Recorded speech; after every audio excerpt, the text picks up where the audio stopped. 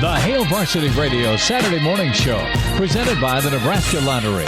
Strap yourselves in. Here are your hosts, Chris Schmidt. Y'all don't even know he was a virgin until he's 28, and now, roll tide. And Mark Kraynak. Time has come for someone to put his foot down. And that foot is me. Welcome to it. Weekend editions here at Hail Varsity Radio, presented by the Nebraska Lottery. Chris Schmidt, soon to have Mark Kraynak. We have made contact, and Elijah Herbal. He didn't leave. He just stayed here last night.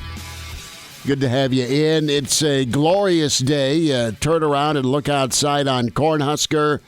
It's cold. It's wet. We need John Facenda narrating some sort of Ken the Snake Stabler 2-minute drive. I mean, it's fall football, chilly outside, but I think the rain will go away, and hopefully you're one of 4,000 today that get to go watch Nebraska with their open spring practice. We'll dive into what we're looking for, and we'll get caught up with a longtime member of Nebraska football, Ron Brown.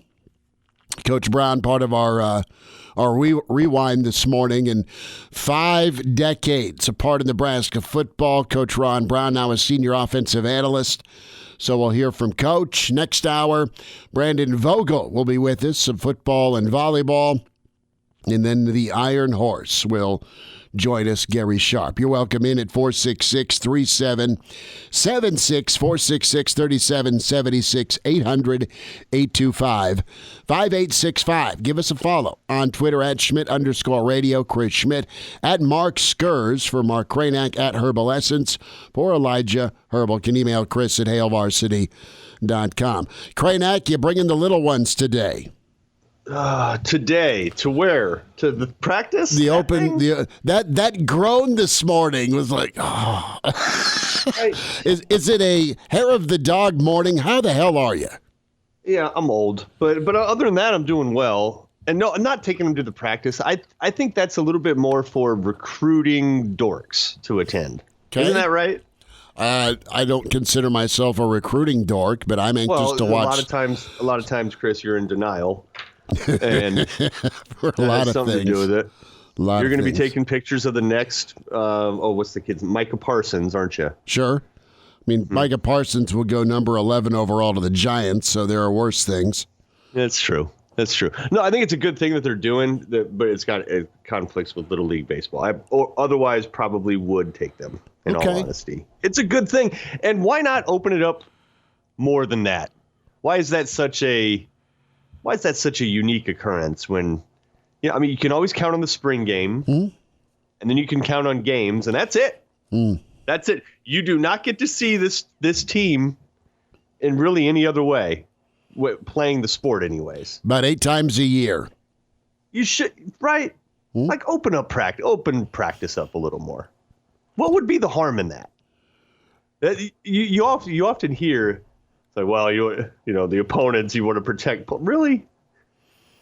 Some play. You know what the hope is for Nebraska to get back to being like the Zach Wiegert Nebraska squads, where this has always been hilarious, and I wish there was audio of it. I wish there was a mic'd up version of the 1994 Nebraska football team. Now, there's plenty of videos that Husker Vision did that got you behind the scenes. But a mic'd up Zach Wiegert or Brendan Stye or Zadiska or pick one of those dudes. But Wiegert was the guy that would scream at the defensive lineman that Texas Tech had and say, hey, dude, we're going here. Stop it. I mean, he'd tell him to play. He'd go Larry Bird on opponents. Kansas State. Hey, dude, we're running here. LP's coming downhill. Oh, hey, dude, Schlesinger inside the 5. It's happening. You can do nothing about it. Snap counts on 2. Ready? Let's go. So, yeah, you're just good enough to just, they know what you're doing, you know what you're doing, and they have no answer. But there's this paranoia that exists now. Oh, I know. right? Where coaches are just like, no, because if the film gets out, then the opponents will get it, and the opponents will know that you're going to run an out route sometime. What are you so worried about? Are you reinventing the sport? No, it's not that complicated. No, you're not. On 3rd and 7, it was either going to Gronk or Edelman. Okay. And if somebody saw that, Randy Moss fade route, that's what's happening. No, I know. So for Nebraska, it's, look, we're going to screw up on 1st and 2nd down and play some YOLO ball on 3rd. All right? Sometimes it'll work. Kidding. Sometimes it won't. But that's what they're trying to get away from. Right, I right. understand that. But why not open it up more often is what I'm saying. Like, maybe this is the precursor to that. Could be. But why have it behind such an iron? And it's not just Nebraska. A lot of places do that. But why? You really don't need to. Look, I understand that you want some practice. Control, Mark. That's maybe part of it. Hey, maybe they're keeping their new quarterback run plays under wraps. No, you think so? Yeah, all the new quarterback run packages. Hey. I bet you if they got out, nobody would have ever seen those plays before.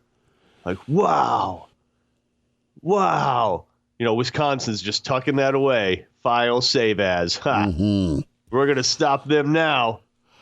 Hey. In fact, wouldn't it be better to open up practice and then just play 100 different plays? Because clearly 100 different plays, blocked differently. And then you send all the defensive coordinators that got a hold of the secret film on this wild goose chase trying to prepare for those things, and then you run something else in the game. Like, this can help you. There's clearly time and extra time to practice to be able to okey doke. Yes.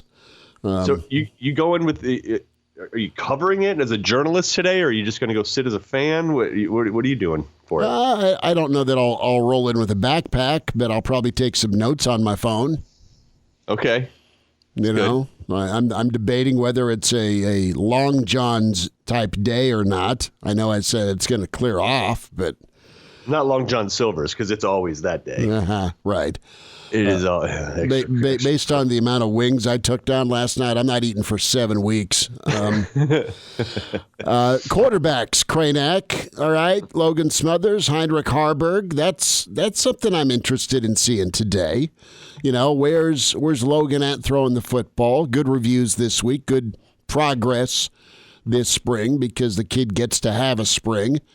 And then you got the pride of Kearney Catholic, man, that he's it sounds like he's been all right as well. Good arm talent. That's the word so far. I haven't heard a whole lot of specifics about Logan throwing the ball other than they're trying to, quote, fix his stroke, which is their parlance for, your arm delivery, what it looks like when you're throwing What's your accuracy like?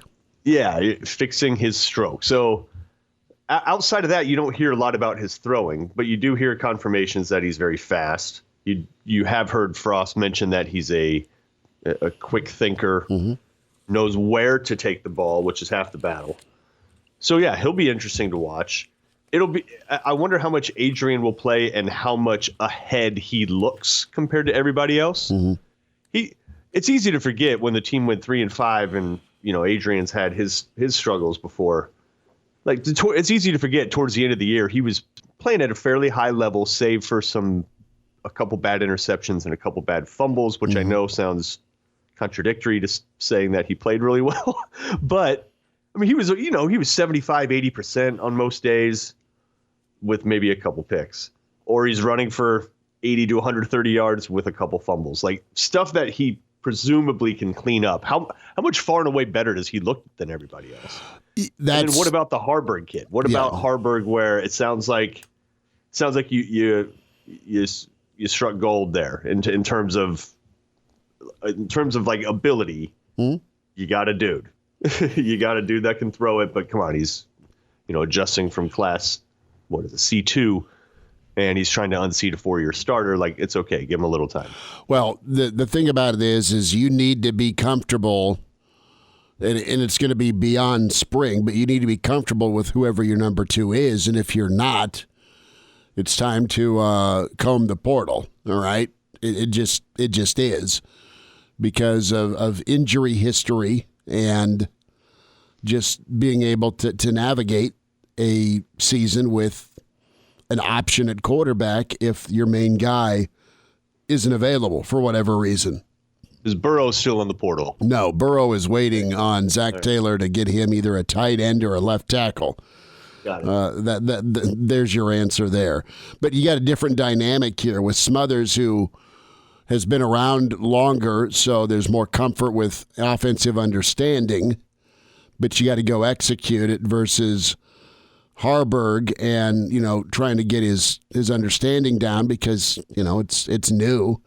But from a talent standpoint of ability to execute, you've got that dynamic. One guy knows what to do, another guy's trying to figure out what to do. And from a skill set standpoint, who's got the upside. Interested here with Gabe Ervin, too, because running backs have been, watching versus doing a lot. And Ervin seems like a guy that is, A, available, B, has some talent, and who else can kind of jump out at that running back spot? That's going to be pretty important. And we had a really good week. We had great chats with Barry Alvarez and Gary Barnett and Coach Ron Brown, who you'll hear on the rewind here in about 10 minutes.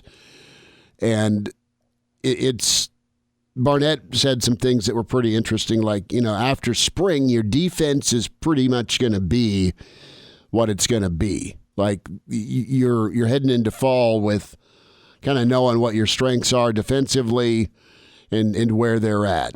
But offensively, it's always continuing to evolve and grow and improve. So what you see today, again, hard not to knee-jerk because you've not seen football forever.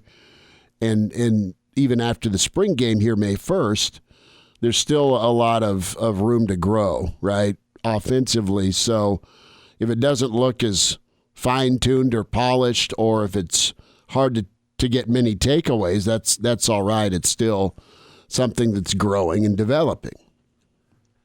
Yeah, there's a lot on offense that will be interesting to watch. Running back and receiver, which are the guys that you talk about the most, right? Mm-hmm. Outside of quarterback, like, those are the guys that get the ball. But there's a lot unproven there. Mm-hmm. You have bodies. You absolutely have bodies. You have depth. There's no question about that. You finally have that. You also have a range of types of players. Whereas, like, since Stanley Morgan left, Nebraska has not had a threat at receiver. They've had good players, decent players, right? Canavai Noah was decent. He was a pretty good player, right? We're not going to fault him. Falk had some good catches last, but I'm talking about like a legitimate threat where you have to roll coverage that way. You have to consider doubling him because you can't let him get loose, which opens up somebody else. Like, Nebraska hasn't had that kind of threat since Morgan left. Think about that. They haven't had more than one option. At least for a whole year. So, right. Like, Washington would split out. He would there's a case in point. When Washington got split out and he was right and his head was right and he was in the game and he was, focused and all that, I mean, he was a threat. Mm-hmm. And he made big plays. But Nebraska hasn't had it consistently since Stanley Morgan 2018. Right? They just haven't. You had Spielman for a time, and then, things didn't work out as well in year 2 for him. And then he bailed. I don't know. So like Torrey, Manning. Have you seen Manning's calves, by the way? I'm not trying to, like... You're yelling at me for being a recruiting dork, and you're asking me about a 22-year-old's calves? I'm telling you. The dude's got Popeye calves. Have you seen those? Every picture, you're like, dude, is that Photoshop? And what I'm not going to do today is walk up and say, hey, bro, can I take a picture of your calves? Just look at his calves, everybody. I'm telling you. They're superhuman. They're ridiculous. Kraynak wants a 10x8, and can you sign them? I mean, I'm just saying. But, I mean, like a physical freak. He really is. He's one of those guys. There's not a lot of those people walking on the planet. No. Nebraska's got one of them, right? Is he going to be good to go mentally? Mm. And what is he like physically? He's so big. He's huge. He's a problem to cover. You're a 190-pound corner and you got Manning. I mean, come on. What's your take as you kind of sifted through the week with the praise? You've had praise by the wideouts towards the quarterbacks. You've had praise towards the wideouts by the defensive backs. And it's one thing if the coaches do it, but you got teammates talking about other teammates. They were asked, and they answered. And it's been, dare I say, glowing and pretty optimistic. Yeah. And look, it's so easy to buy in at this time of the year, right? To start drinking the Kool-Aid. But you just figure it has to break at some point. Right? And if it doesn't, it's just like, look, it's his make or break. We don't like to talk about it. We don't like to admit, and I don't think if they had a terrible year, Frost would get run out of town this year, but like it would start heading in that direction. If this year doesn't work out. Urgency. There's urgency, and that urgency is paired with the reality of the schedule. But I think there's also some comfort with as many guys that came back defensively. You got something you can lean on. There's urgency with special teams, and you got a 1-2 punch going with it between Bush and Dawson, right? Where they'll be better because they've got to be better. And it's being focused on and worked on, so you are practicing it. And then offensively, there's a lot worse things to have than a guy that was freshman All-American level and a Heisman favorite that has experienced some ups and downs, that is really kind of hell-bent on ending this thing the right way, responding to the adversity with your quarterback, if he could stay healthy.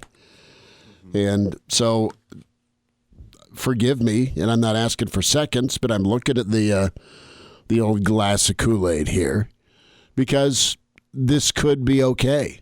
This could absolutely be okay this year, and just play better. I'm not moral victory guy either. I mean, go beat who you're supposed to beat in the West.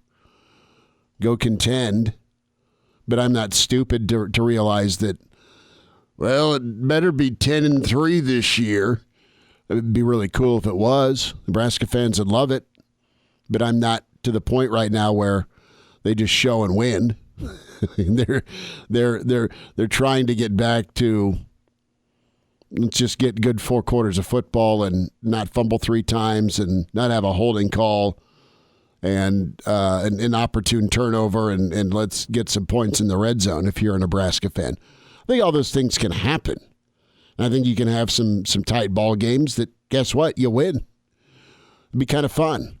Think back to this 2012 season, right? I know it didn't end well with how the second half went against South Carolina bowl game, and then Wisconsin did what they did in the Big Ten title game. But I look at how many close victories that Nebraska had in 2012. Like, we're talking Sparty, we're talking Northwestern, and Wisconsin and Ohio State. I mean, there's just a slew of.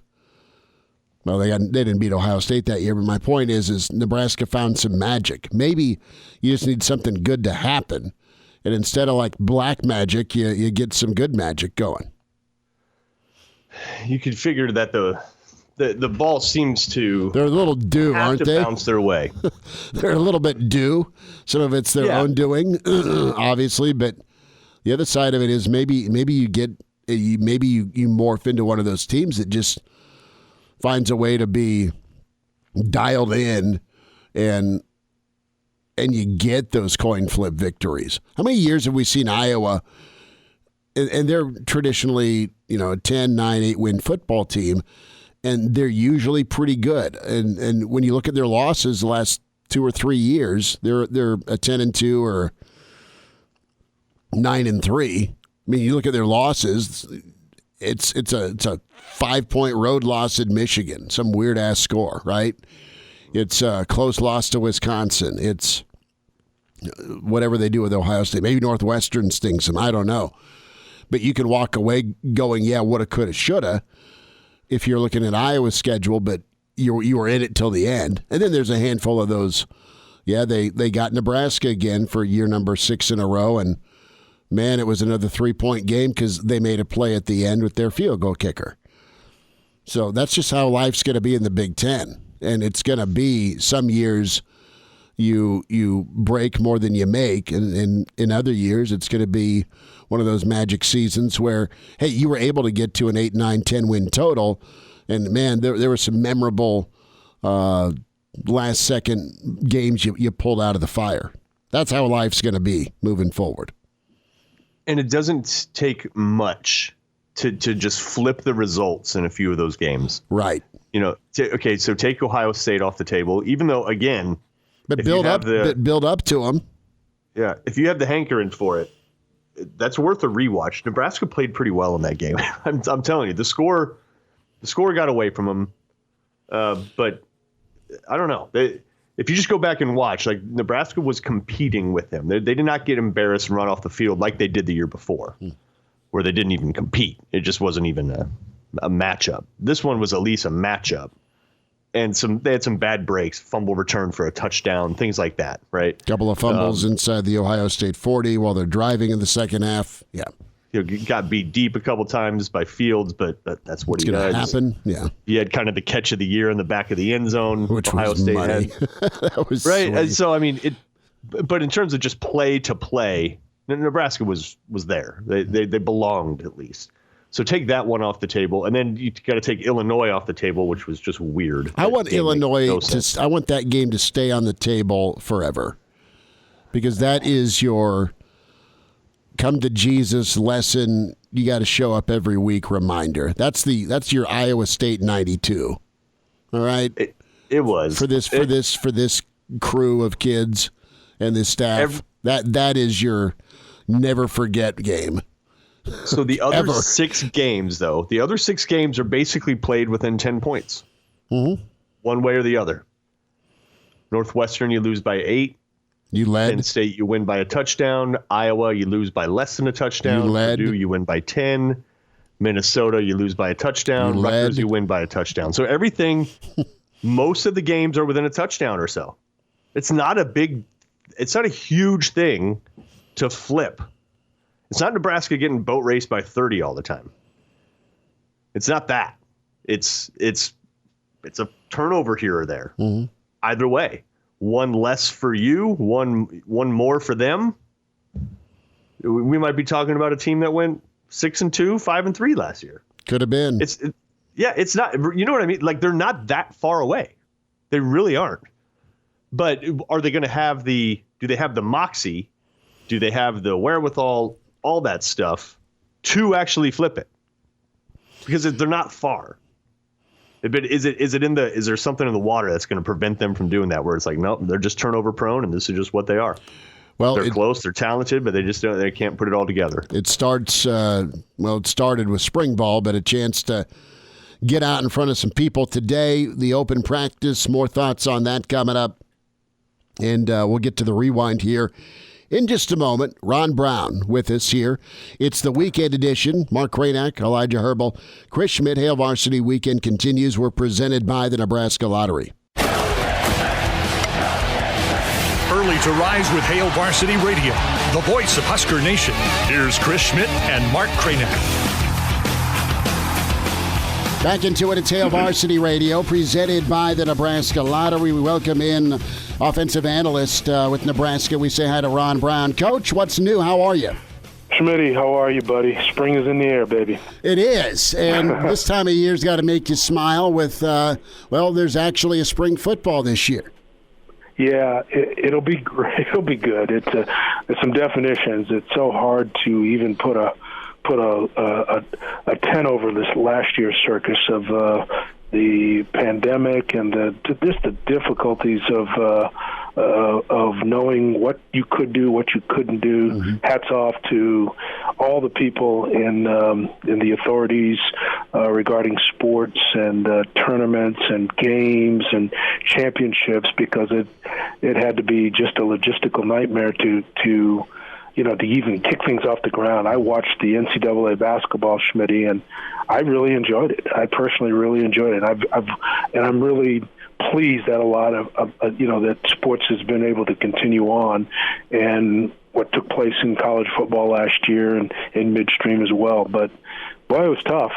But my hat's off to the people who put a lot of work into it to see it through. Now, Coach, you probably had UCLA in your Final Four, didn't you? Boy, that sounds like when I was a kid, because when I was a kid, that was always the case. I mean, no brainer. No brainer. They won. They were ripping off national championships left and right back then. But I was excited about their team this year. To go from first four to where they went, Final Four, was really special. Oh, they were a party to watch. No doubt. We're going to switch gears and spend a little bit of time. So what have you been up to, and how have you been keeping busy with your analyst role? Kind of give us a look into what you're doing, if you feel good about doing that, and I'm anxious to hear how you've been spending your days. I love football, and the Lord has ever since I was a little boy, Schmitty. Since I can remember, 5 years old, I've loved football. I would go out and play football in the neighborhood, out on the playground with the guys. I would go play by myself, and toss the ball to myself. I watched every college football game imaginable as a child. My dad and I, we watched the history of college football, basically all the way from the 60s all the way through. I was adopted by him. For some reason, he loved football, and for some reason, God wired me up for football. I get to coach for all these years, and now I serve in a way where guys that I coached, Scott Frost, Matt Davison, Ryan Held, Greg Austin, all these guys I recruited or coached or what have you, now I get to serve these guys. So God has been really, really good to me in that way. It's a very special blessing. So, yeah, I'm loving what I'm doing, bro. Ron Brown's with us, senior offensive analyst with us for Nebraska, Hail Varsity Radio.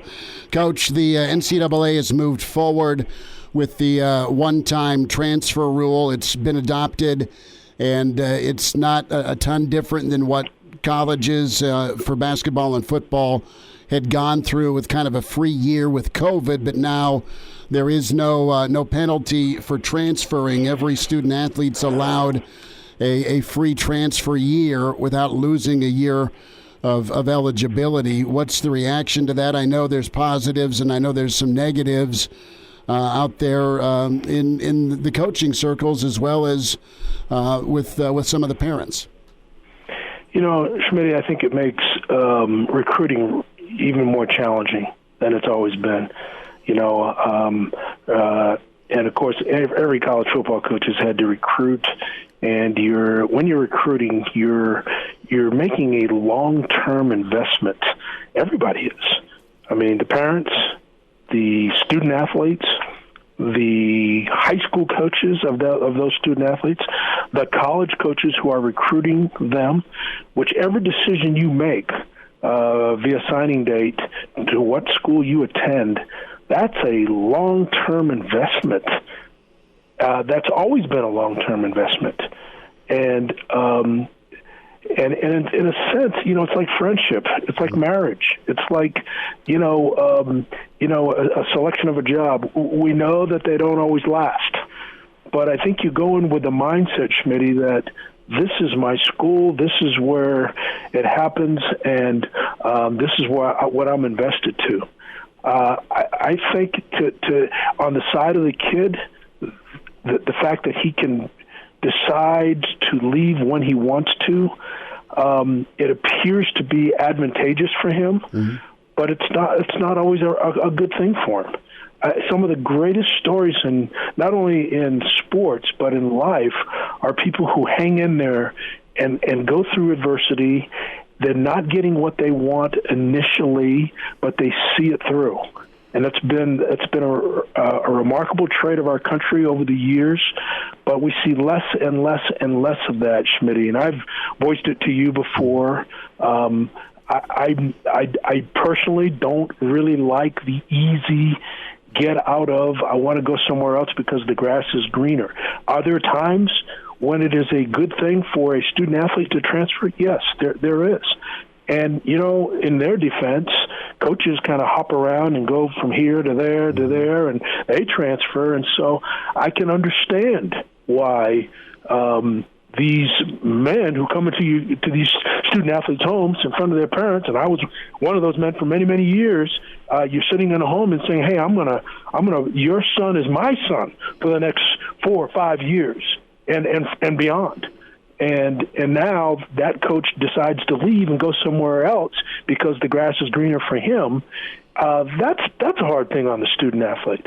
So yes, there's some give and take and advantages and disadvantages, some yay and nays in all of this. But generally speaking, Schmidt, I keep looking when a player comes to me and says, "Coach Brown, I want to transfer for this reason or that reason," and it's not about graduation. It's just about, I'm not happy with my playing time where I'm on the depth chart.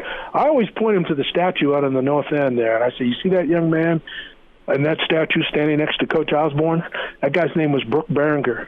This is the 25th year, Schmitty, since Brooke Behringer has died in the plane crash, the tragic plane crash where we lost him. I happened to recruit Brooke and be a part of the coaching staff that was around him, and we saw what he represented in the midst of difficult times, and he didn't transfer, and he stayed at it, and the story is still very powerful 25 years later. So anyhow, that's kind of how I feel about it, Schmitty. I don't give maybe it's not a definitive answer that you wanted, but it is just expressing my feelings about it all. I do, in the long haul, believe in seeing it through, and as a last resort, the transfer, and therefore I don't necessarily really like the fact that lots of kids, thousands and thousands of kids, will be on that transfer portal where they're thinking that the grass is greener somewhere else all the time. The process of improving and the jump from high school to college is not easy, and there's good ball players everywhere, and then there's the academic side, and then there's being away from home. I mean, there's a lot of challenges and hurdles, and it's part of growing up.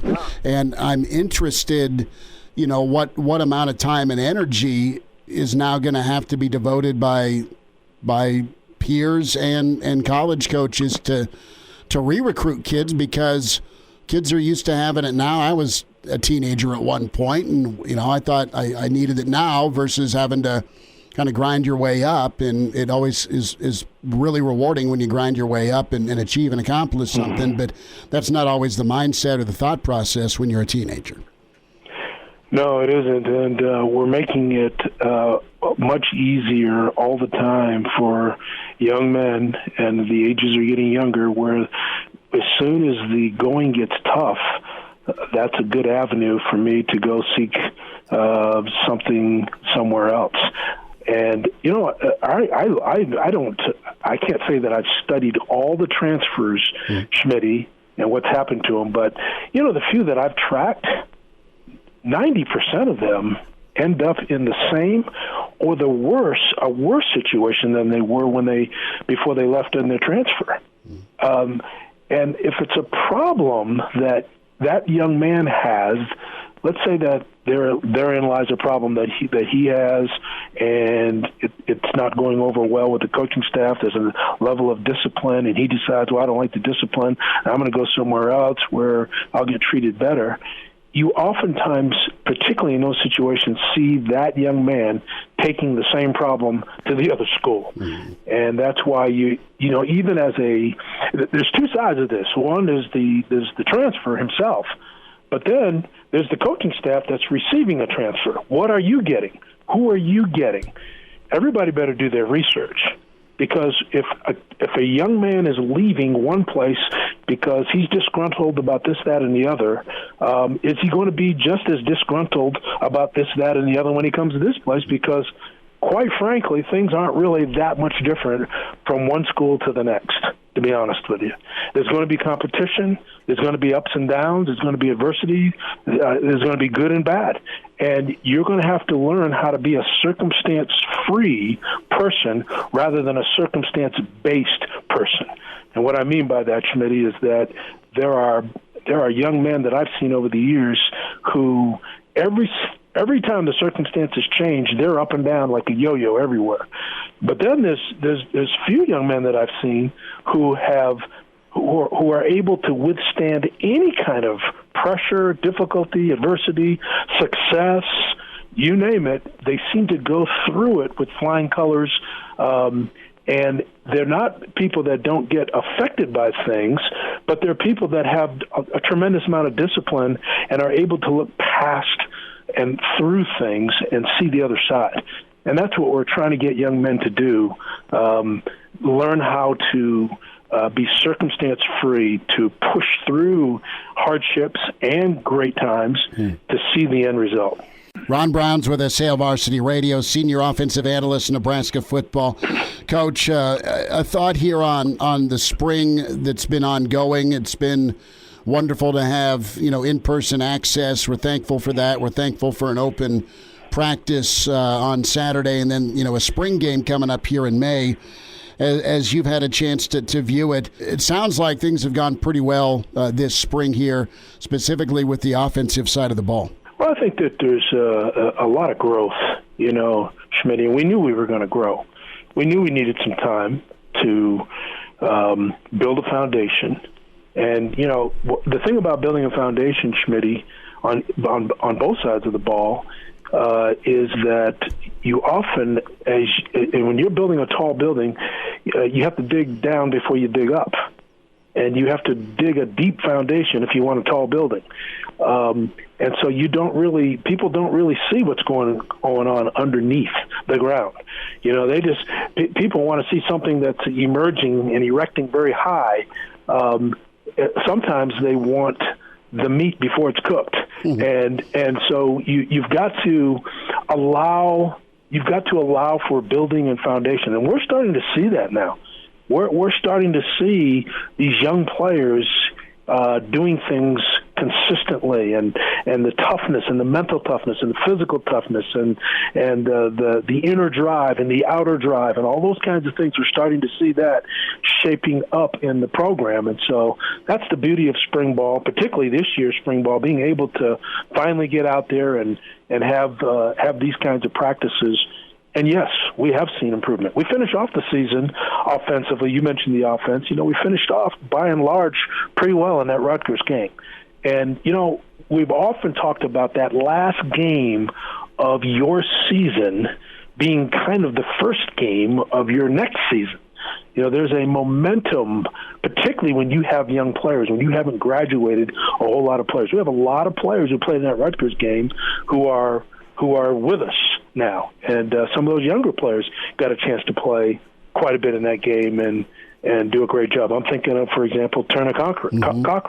Turner was a big factor in that Rutgers game as a freshman. Hadn't played a whole lot up until that point. Very talented young man, and you see it continuing on here through spring ball. A lot of momentum. So, and he's just one of many.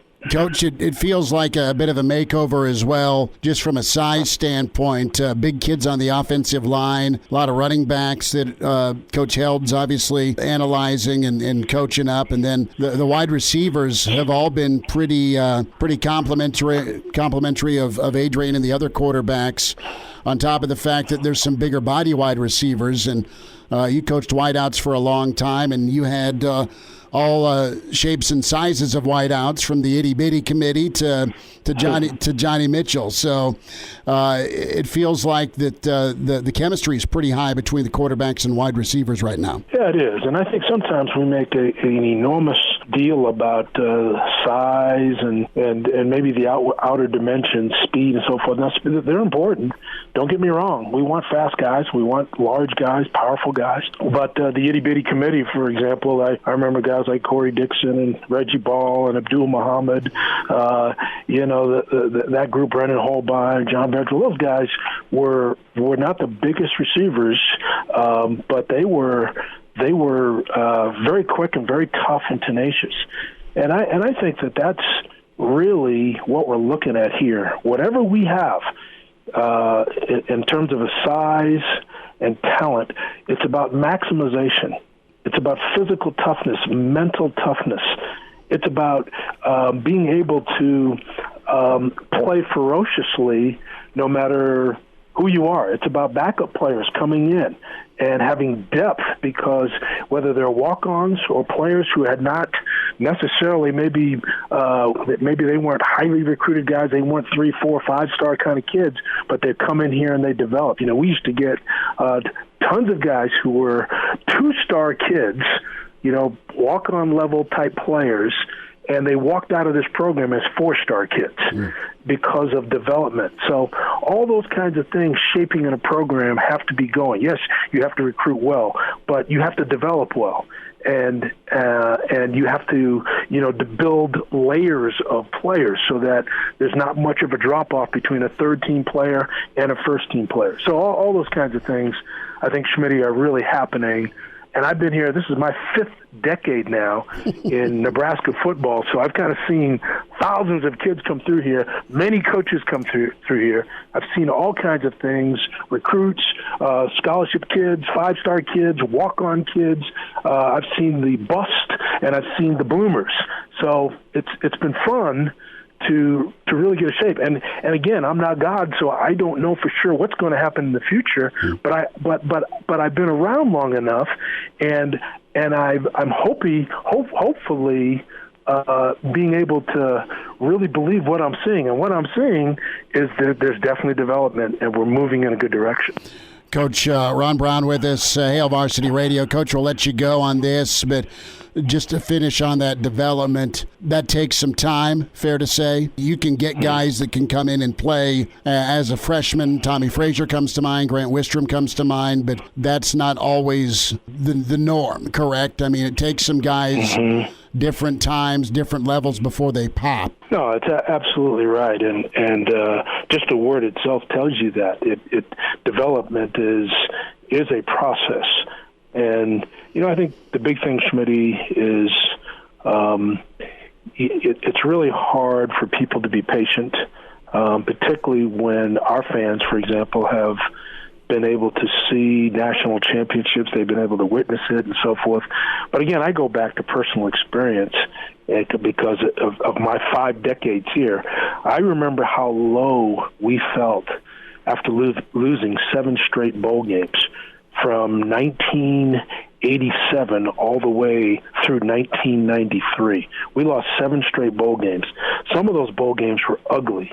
We were bombed out of the stadium. I mean, it just didn't look good at all. And in 1993, it was a close one. 1992 actually was a closer game in the Orange Bowl to Florida State. And then 93 was that really close game where we nearly won the national championship in 93. And then the string that we got in terms of national championships and national championship games, it didn't happen overnight. It was difficult. There were times when you and I have talked about, you know, where we all wondered where we were going to get fired along the way during those difficult times. So, yeah, there is something about a development that takes a while, and you have to stay with it. Telling other people or convincing other people to be patient sometimes seems like it's a vain thing at times, because it feels like people they just want to see the results. They don't really care about the process. Not until you raise your own children, Schmitty, do you start to realize that. I think I appreciate development. I think I appreciate the process, because you see in your own children when you're raising them that it doesn't just happen overnight. And when you're personally involved, like I have been, and our coaches for years and years, you begin to see that, yes, it takes a while. But boy, is it rewarding when it does happen. And when it does kick in, the momentum is pretty amazing and impressive.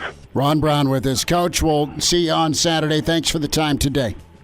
You bet, Schmitty. Thanks for having me. God bless, man. The Hail Varsity Radio Saturday Morning Show, presented by the Nebraska Lottery. Strap yourselves in. Here are your hosts, Chris Schmidt. Y'all don't even know he was a virgin until he's 28, and now, roll tide. And Mark Kraynak. Time has come for someone to put his foot down. And that foot is me.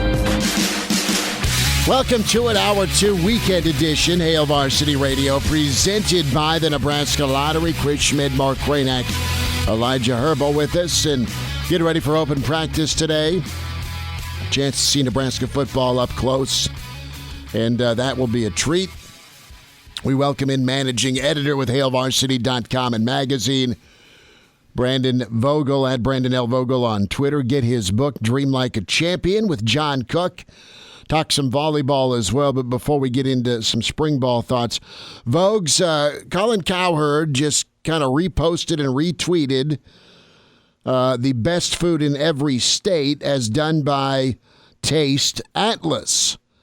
And each state, I don't know who they asked, but posted their, I guess, signature dish. Because Vogue's, Kraynak, Elijah, when I think of California, I think of Californian clam chowder. Not street tacos, not Dodger dogs, not some sort of phenomenal, wine and cheese spread, but I think of California clam chowder.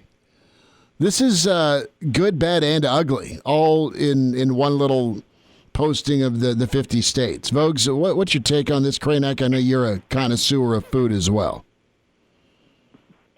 Yeah, we always get these food maps, and I think a lot of them are actually designed just to make people angry. Like, what, you think Skittles is the most popular candy in Idaho? You're crazy.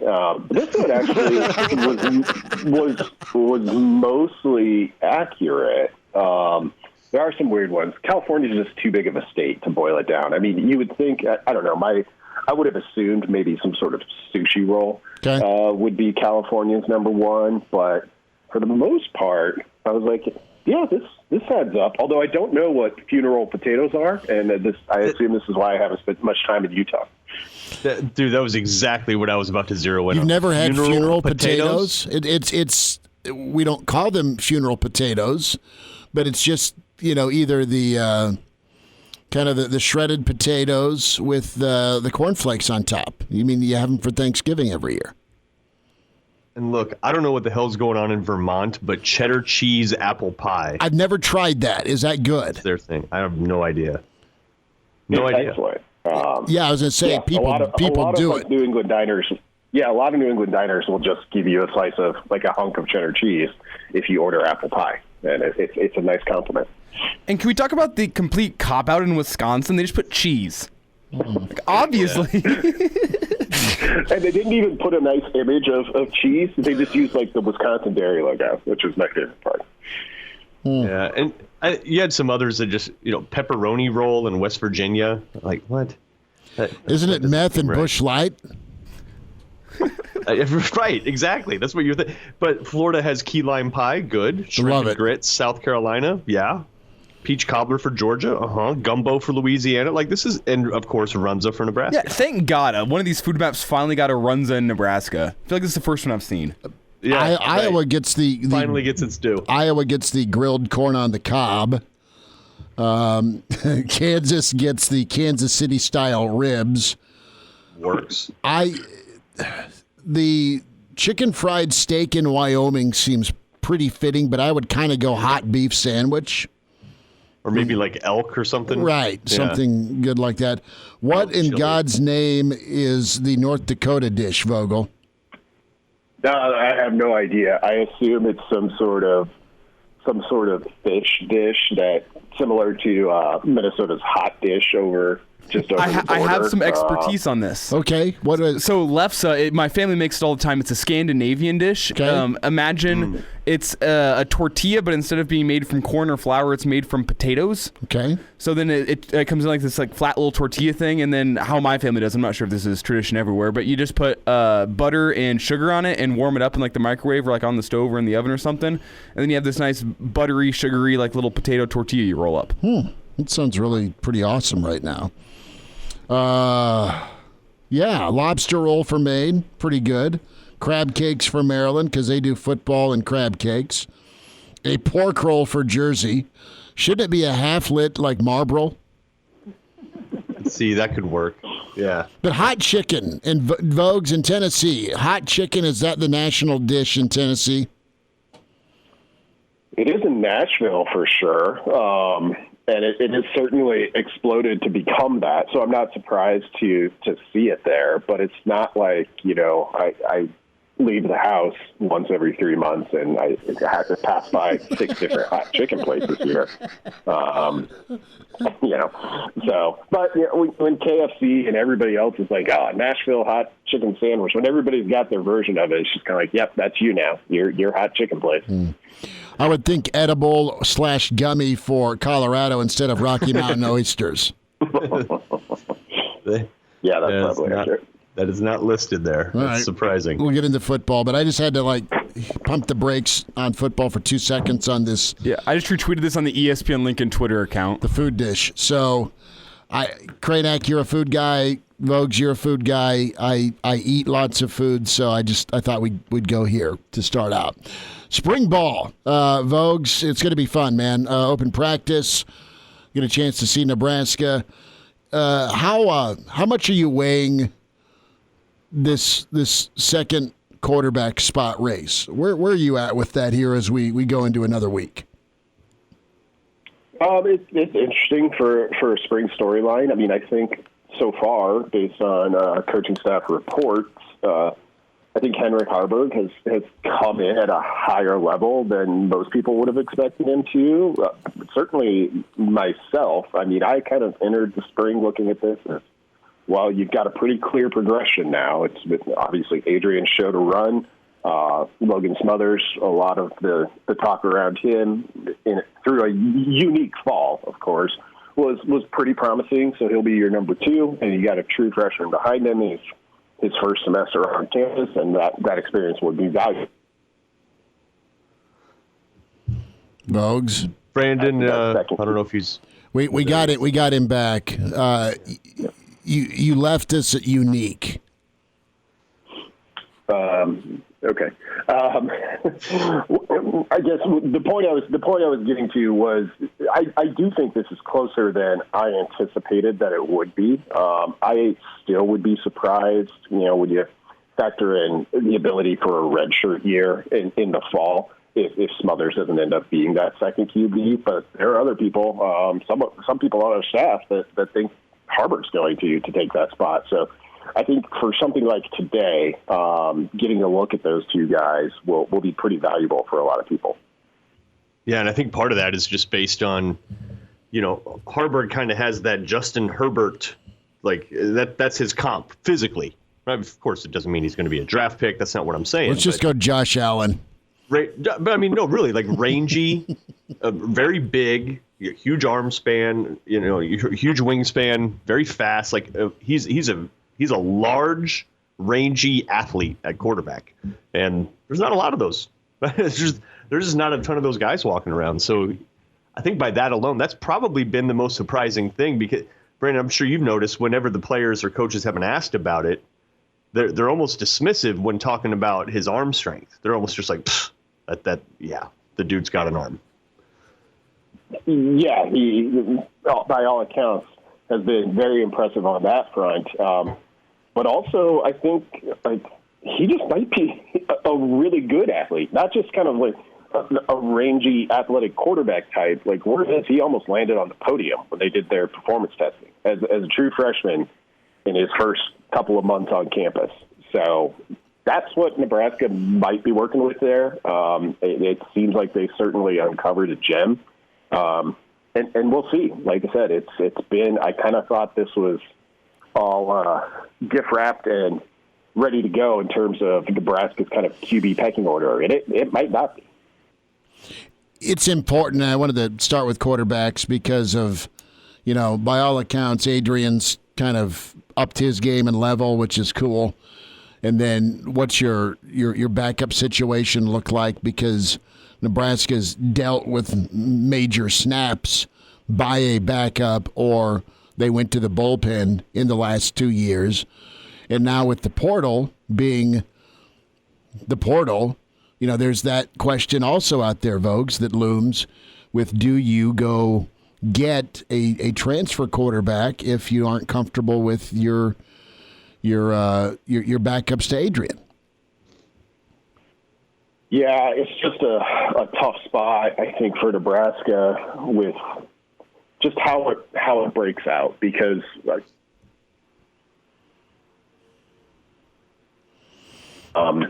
each of all of his seasons, he's missed some starts. Mm-hmm. So you've got that part of it. But what kind of transfer quarterback are you going to get that you're like, because effectively you dress it up however you have to, but they're your insurance policy. They're like, if our starter goes down, we don't want to have to put a true or a redshirt freshman in there. Welcome to the program. So there's that part of it. And then what does that do to a Logan Smothers, to a Harburg?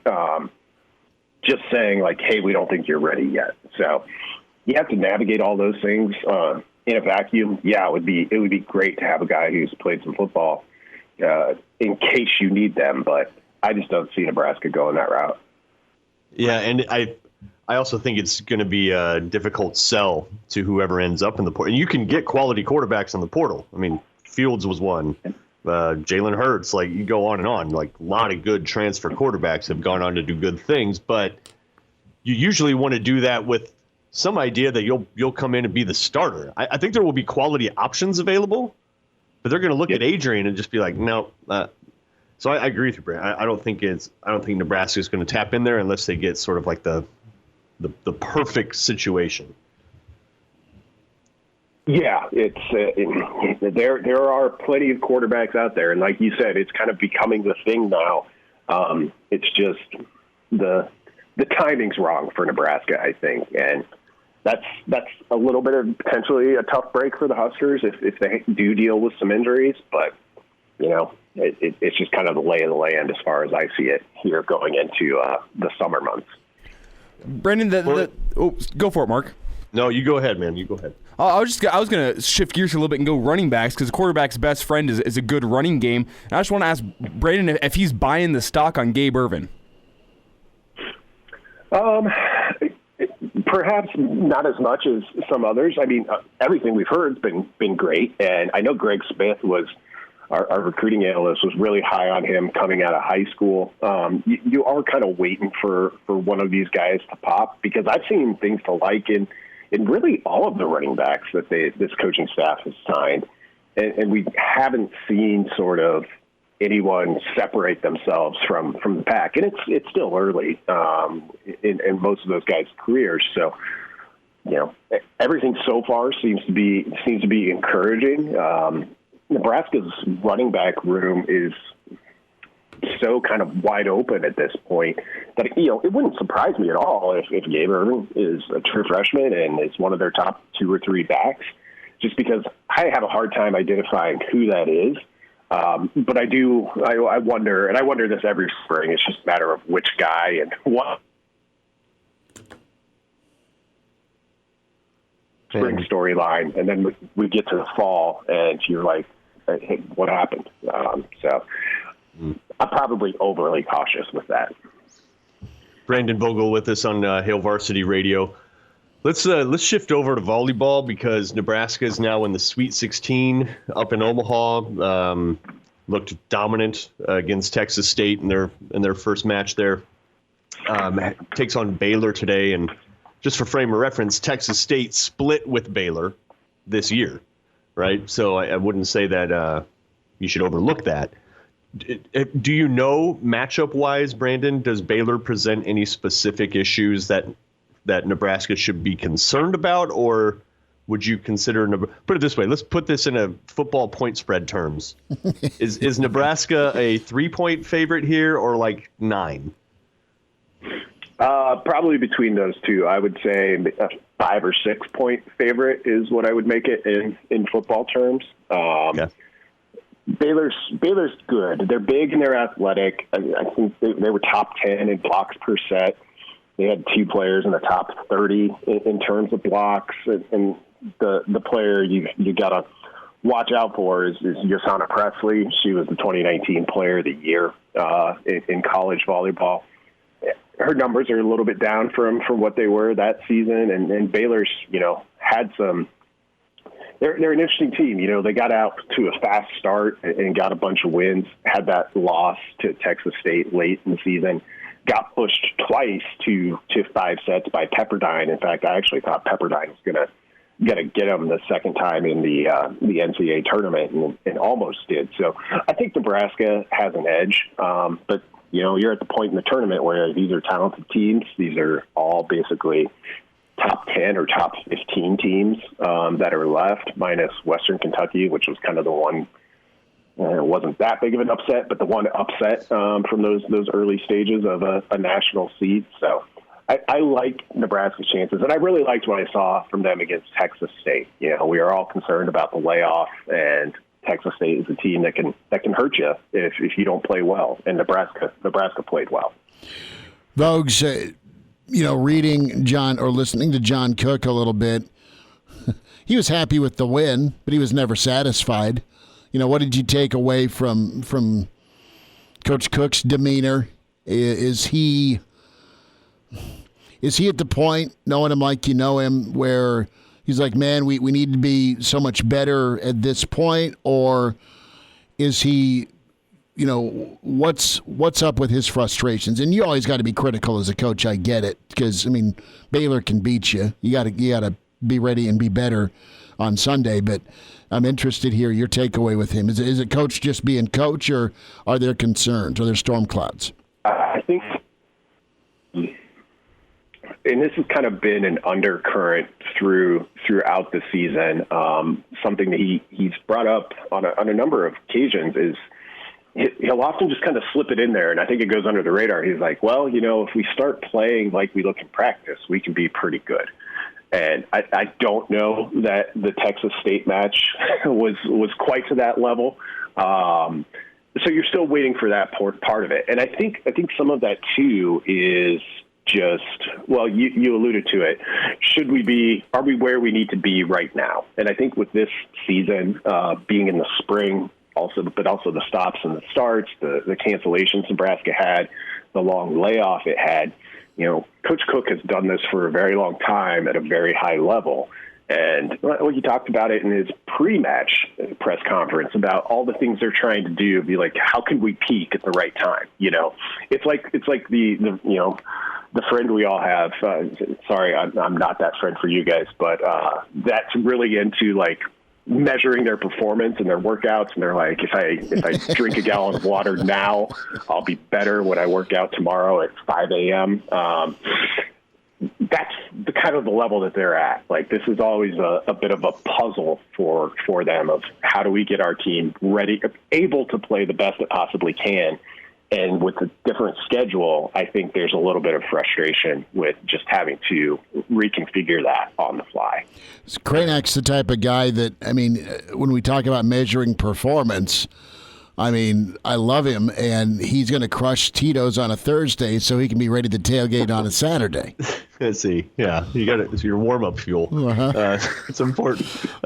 Look, to your point, though, Brandon, I see a team, at least against Texas State, if you look at Kubik, if you look at Caffey, sort of players that hadn't yet really firmly established themselves at the beginning of the year, like firmly, they've just been getting better and better. Of course, Hames is getting better. Somehow Stivrins is getting better. Lexi Sun seems more comfortable. They just look like, if the goal is how do we get these folks playing better come tournament time, it looks pretty good. It looks like they've done that.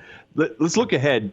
if Nebraska wins this, they have Penn State or Texas, who plays tomorrow. But I think an interesting thing to watch on the other side of the bracket. So Nebraska does that. Then if they get into if they kind of keep rolling, they could end up facing Wisconsin in the Final Four.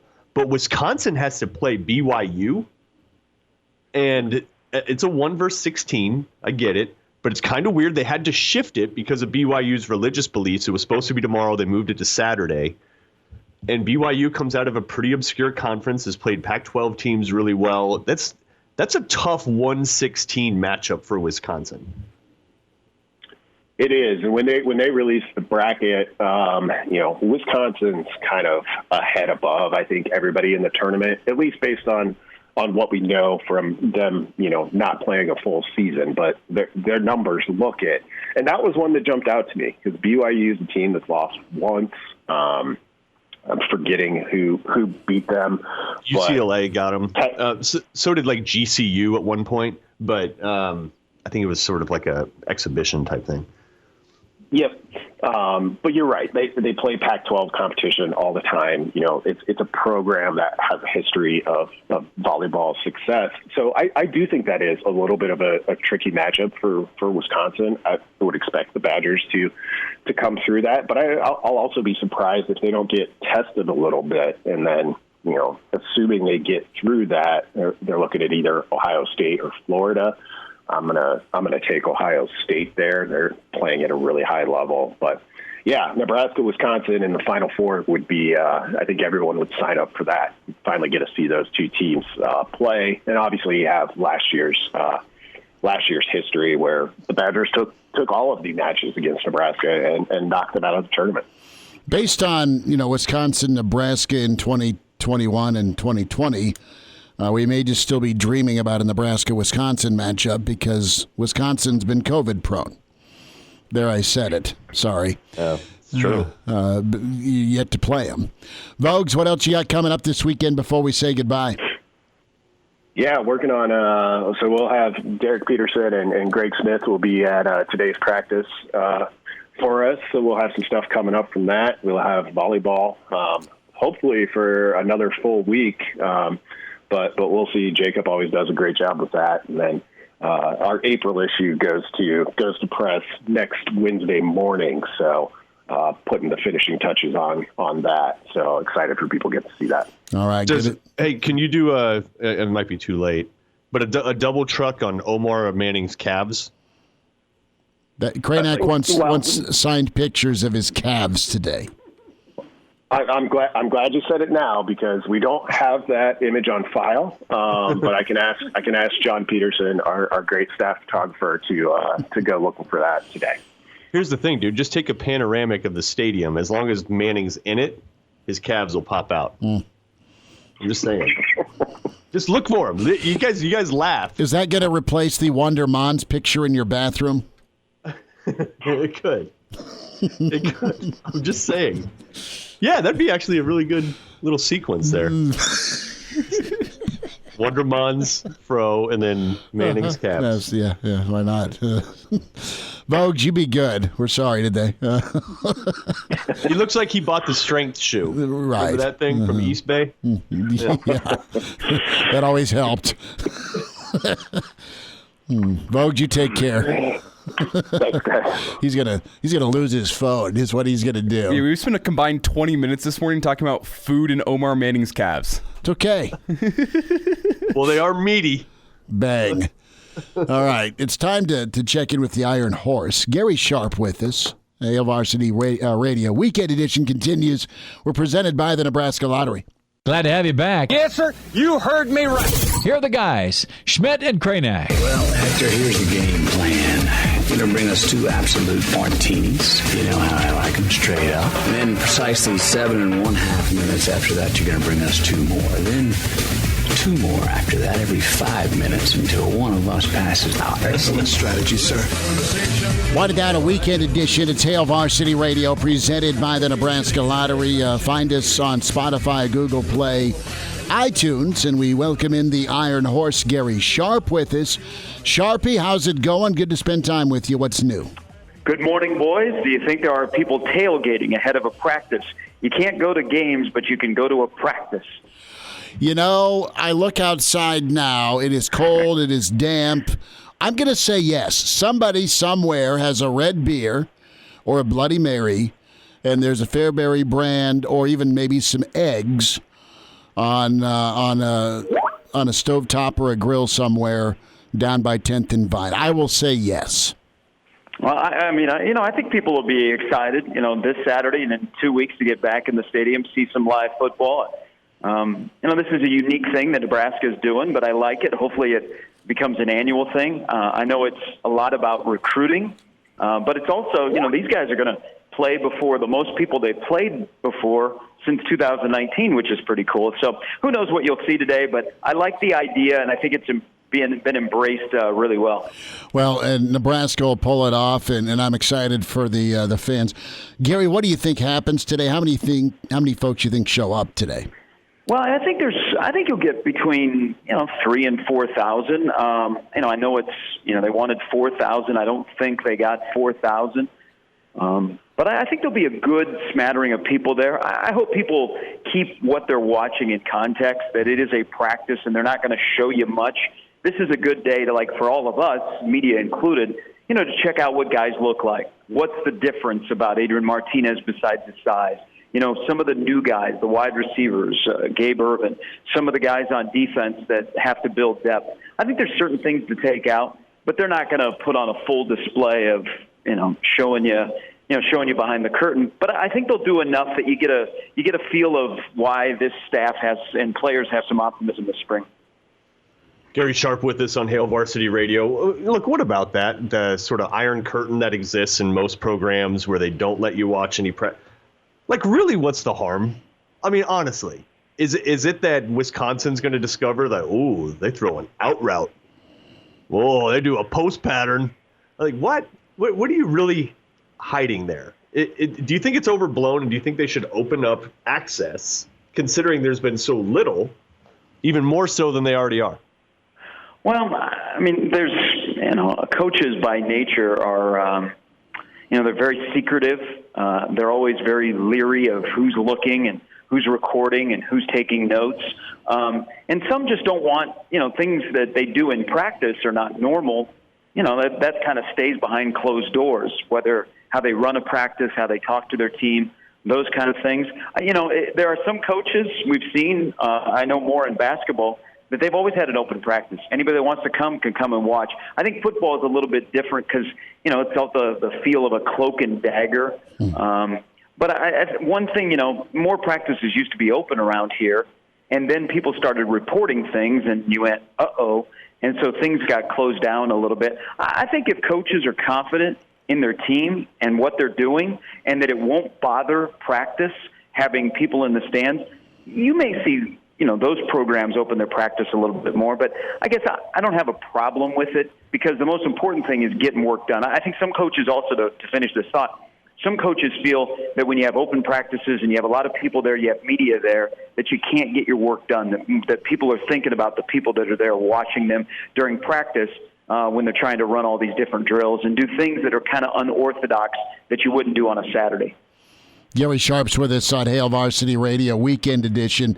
Sharpie, I want to go to the running backs, and there's been a lot said about Gabe Irvin. It'll be fun to see what he does today, again, and to your point, within context. That said, are you expecting, who else are you expecting to see carry the ball here, not only today but moving forward? Do you feel okay that by the end of spring there'll be some okay options to carry the football? That's a good question. We don't know. I think there's two things. You think about the angst with Brendan Hymas opting out of his last game. Actually, it's going to pay off for Nebraska because Turner Corcoran got to start his career earlier than expected as a starter.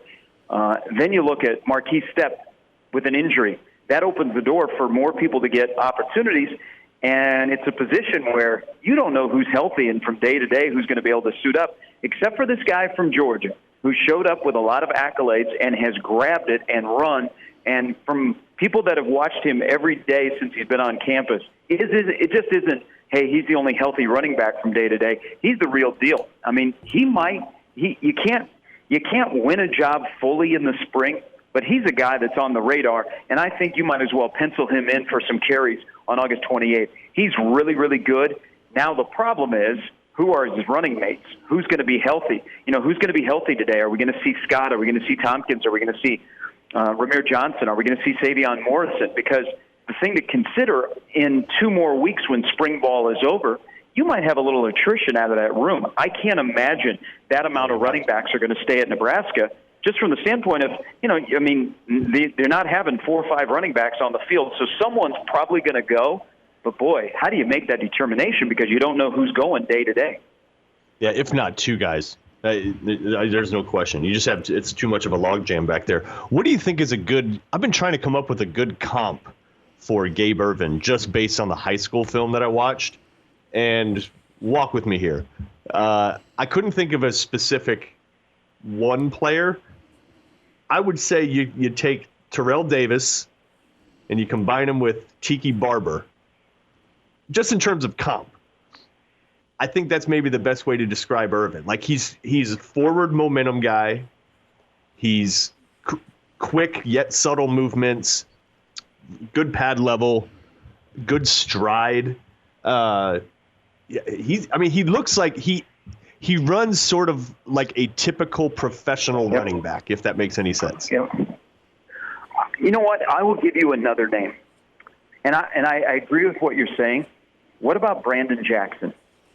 That's the name I thought of. I like it, but Brandon had special feet, though, man. Those things were, come on now. But Brandon was like, oh man, he was like, he was an NFL. He was an NFL draft pick. But I think what you're going to see, if you watch him a little bit, the way his running style, that's what I thought of right away. He's got a ways to go to be an NFL guy. But I think in terms of a style, that was the comp that popped in my head. Gary, everyone's talking about Gabe Ervin, but the name of 2-3 weeks ago was Marquise Stepp. We now know that he's out for the spring. How much do you think that's going to hurt? I mean, I think a lot of Husker fans, me included, we're expecting Marquise Stepp to be the starting running back come, what's the date we start on? August 28th. Everyone's expecting Marquise Stepp to be running back number 1. Do you think that's still going to be the case now that he's missed a full spring?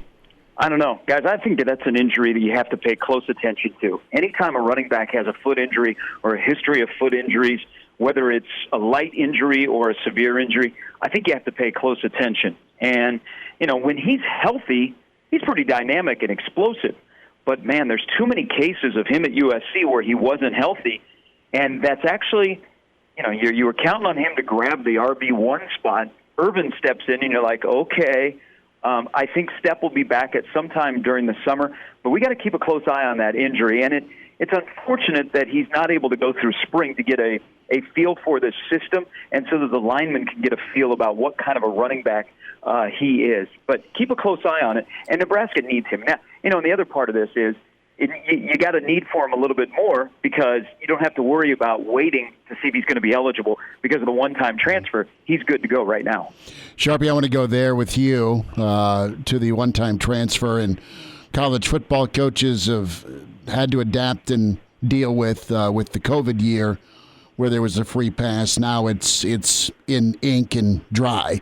College basketball has dealt with this for a little while longer, a little bit better, just due to the one and done, and you had more transfers, smaller roster.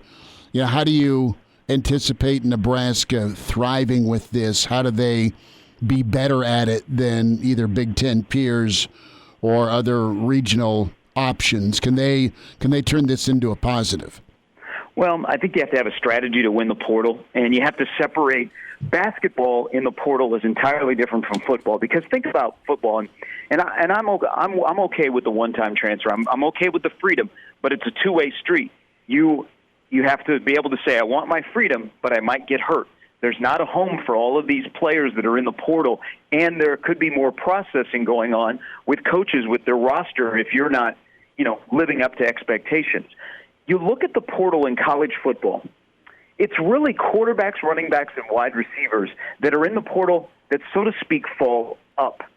There aren't many guys that have left Nebraska that have fallen up. So you leave Nebraska and you go to a program that's above Nebraska.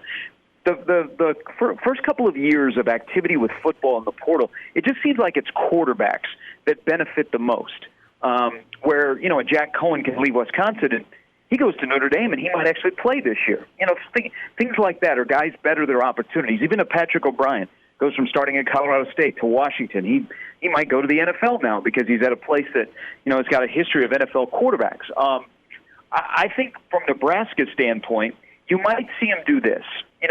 You can't burn any bridges with recruiting if you lose a guy. You got to stay in contact, keep that relationship open because you never know.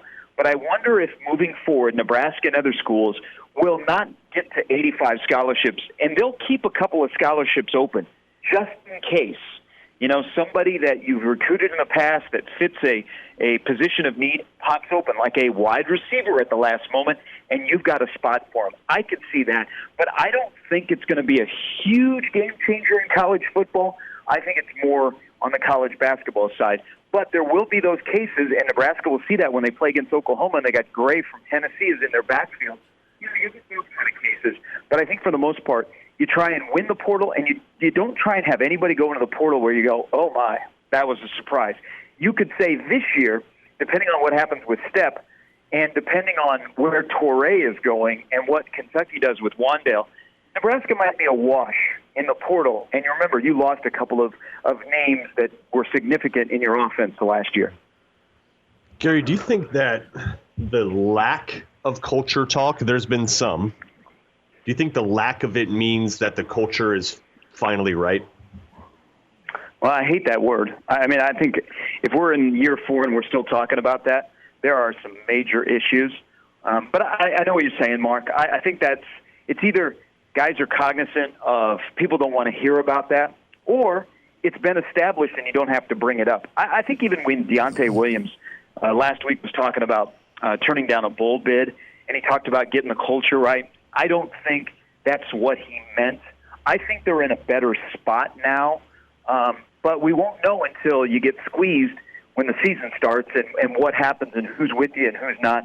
But I'm glad that has not been a topic. It's been more football stuff here in the spring. Gary Sharp's with us, weekend edition, Hail Varsity Radio. Sharpie, your takeaway with just kind of how the some of the peers have been responding to questions about some of their teammates, and I'm talking about DBs and their thoughts on the receiving core. What do you take away from that, and also just kind of your read on the backup quarterback race? Well, let's first start with teammates talking about teammates.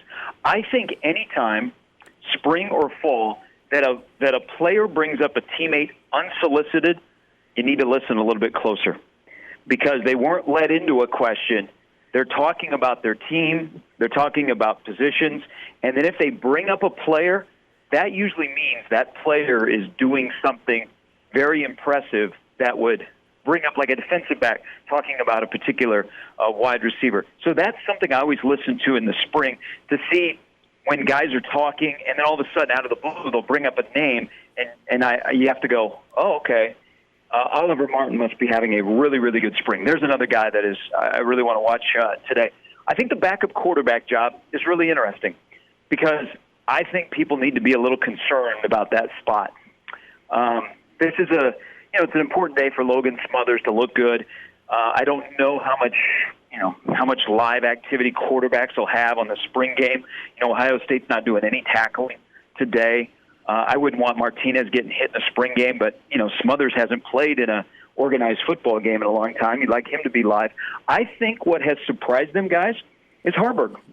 I think they knew what they had in Harburg and a big boy arm, but I think they are very impressed by his football IQ and how he's been able to get down the offense enough that he doesn't look completely lost in the spring. And that's kind of thrown into the mix of, wow, it's not a foregone conclusion that Logan Smothers is running away with the quarterback 2 job. We might actually have a competition. But what has to happen is those guys, include Masker, they have to be consistently good because I think Martinez has made strides. But, boy, if you go into this season and you still are kind of unsure about the backup, and that just forces your hand to go find another body, in a transfer portal or a junior college. I don't know. We'll see. I think that's important in the spring game to see those backup quarterbacks have success and be able to throw the ball where you can at least say, oh, okay, if they're pressed into a game, at least they're not going to be, a complete mess. Sharpie, we'll end it with some baseball thoughts. A little dicey for a bit last night, and then another 5-run crooked number 7th for Nebraska. Important to get a win. Obviously, take 2 out of 3. Best case, you sweep. But with Nebraska baseball, what a weird spot for them to be in last night. And I guess it's still kind of COVID 2020, 2021, but we're talking nobody there. It's cold. It's dreary. It's Happy Valley, right? They don't play that well. It's a terrible camera angle. Right. I mean, it looks like Will Bolt, era footage, pre-HD, and Nebraska found a way to get it done. I was impressed. We were kind of bumping around last night. We're listening to it, went and got some food with some friends, and then, oh, bang, they scored a ton. They're going to kind of walk away with this thing, and they did. But they, I guess the best way to put it is they continue to surprise, even though they are really good. I think this is a good baseball team. Well, they haven't dropped games where you go, oh, they're winning series, which is important, and they're finding ways to win, and especially late game. And, that was one of those games last night where they were playing well and they had opportunities to open up the game. But they just couldn't hit with runners in scoring position. But their pitching was keeping them in a game. And then they took advantage of some wildness by Penn State and were able to open up the game and cruise to a nice win. I think that's just kind of how they are. They're gritty. They hang around. They fight you for 9 innings.